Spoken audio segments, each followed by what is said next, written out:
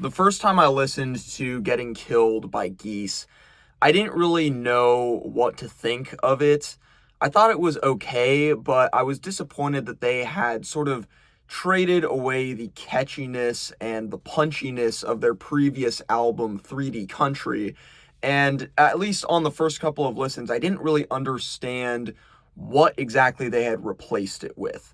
But then, towards the end of last year, I came back to the album because I was trying to compile my end of the year list for that video that I did. And I found that the album was a lot better than I had originally given it credit for. And I found a lot of appeal in just the band's playing and the phenomenal vocals across the board from Cameron Winter, and also the lyrics, which are surprisingly conceptual and steeped in distinctly modern suffering. And also just that cover art, which kicks ass. And so, I sort of got the appeal of it on another listen towards the end of the year, so much so that it actually ended up at number 14 on my best albums of the year video that I did last year. But honestly, even just in the months since I made that video, I've found myself returning to this album and specific songs off of it over and over again, to the point that I would say now it's easily in my top 10 for last year, and I could see it going up higher in the future, potentially even into the top 5, although, I mean, there's some steep competition up there. And so, with my love for this album growing, and also the just increasing popularity and hype behind Geese as a band growing, I thought it would be a great time to rank every song on this album, Getting Killed. And so, let's jump into that list. At number 11 is going to be 100 Horses. This was one of the singles in the lead up to the album, and it was my least favorite of the singles, and now in the context of the album, it certainly has grown on me. I would say that I like the song, I enjoy it, it's good, but it's still one of my least favorites on the album, for a few reasons. One of the main reasons is that I just feel like there are other songs on the album that bring a similar energy and sound to this one, such as Husbands or the title track. But I just think that those songs do it a little bit better. I also think the song is a little bit like on the lower energy side, which just makes it like stand out a little bit less in the track list. There are still certainly elements that I like about it, though, like the very surreal lyricism surrounding like the absurdity of wartime propaganda. At number 10 is going to be Half Real, and this one is also a song that I like, I enjoy, but I just think that it is so surrounded by heavy hitters that it maybe doesn't stand out like musically or tune-wise quite as much as some others. That is despite the fact that the song has one of my favorite lyrical passages on the album. I've got half a mind to just pay for the lobotomy and tell them, get rid of the bad times and get rid of the good times too. I've got no more thinking left to do, which is just peak lyricism. At number 9, I'm going to put the title track, Getting Killed. This one has a really great, like, upbeat, almost tropical, musical style to it that I really vibe with. And I also love the lyrical angle where basically it is, like, exploring the way that our suffering in the modern day feels almost, like, small and insubstantial compared to, like, the suffering of people that came before us because we have it, so good. And yet also we seem to be so, like, crippled by the problems that we're dealing with nowadays. And so it's a really interesting and relatable lyrical angle that I love.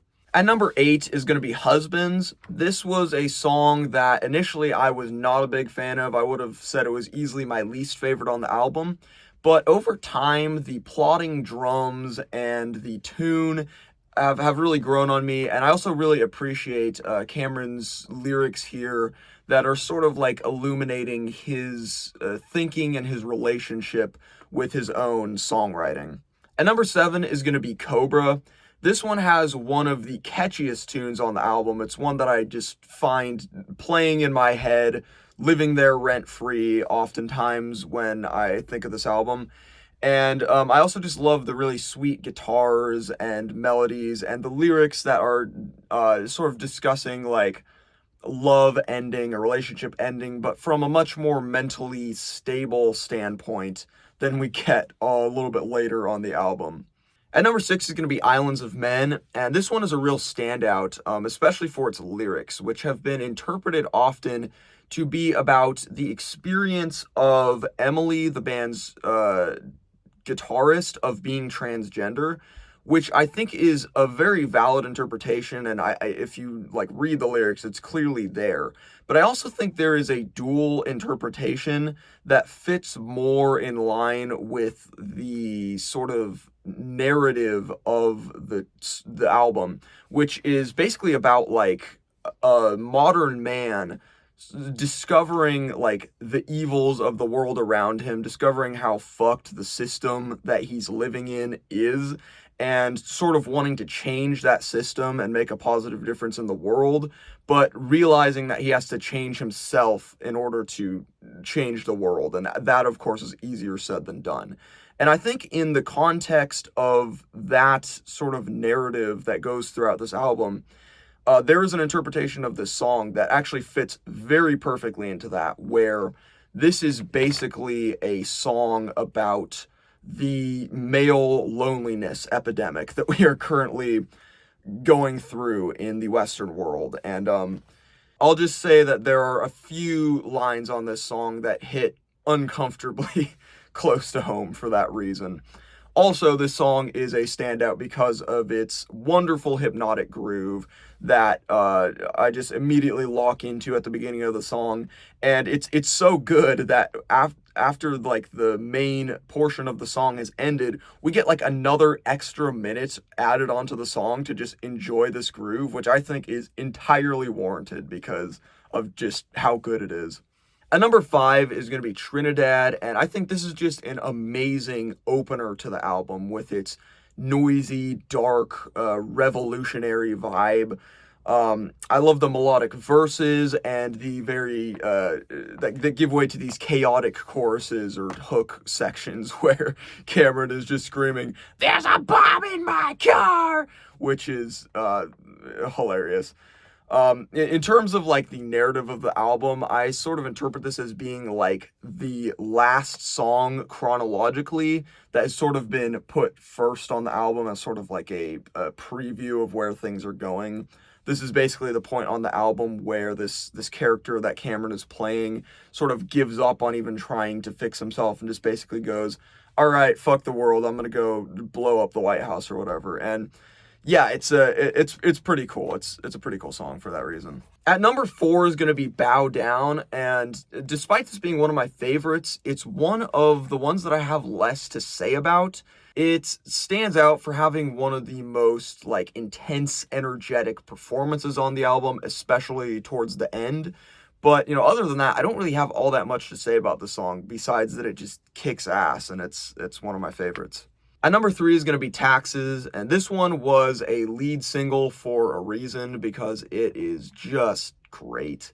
I love the first half of the song, which is a little bit more subdued, and then you get this cathartic breakdown in the middle of the song where the second half just becomes a lot more expansive, and I also, love that even more.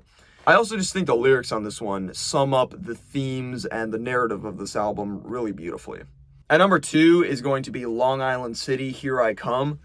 This is the epic conclusion to the album. One of those rare cases where an album actually ends even stronger than it starts. This one has these driving, repetitive, almost like post-rock-esque drums that just build and build throughout the song and end up reminding me more than a little of another bird band, that being Swans.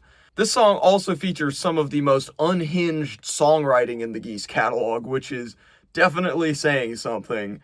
"Oh, Charles, tell me about the end. You were there the day the music died, and I'll be there the day it dies again. He said, a masterpiece belongs to the dead. There are microphones under your bed, and there's footage that will prove us both wrong."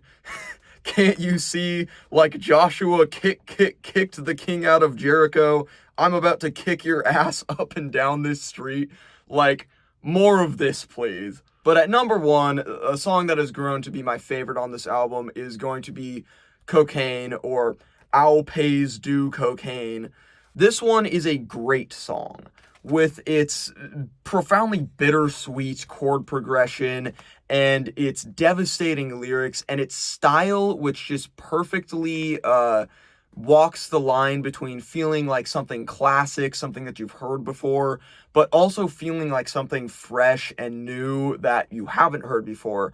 I think this one is genuinely a modern classic that generations of music nerds and music fans are going to be listening to and opining about the fact that they were born in the wrong generation because, music just used to be better. Out of all the songs on this album, this is the one that I think will withstand the test of time the best and may go on to be one of Geese's greatest songs ever.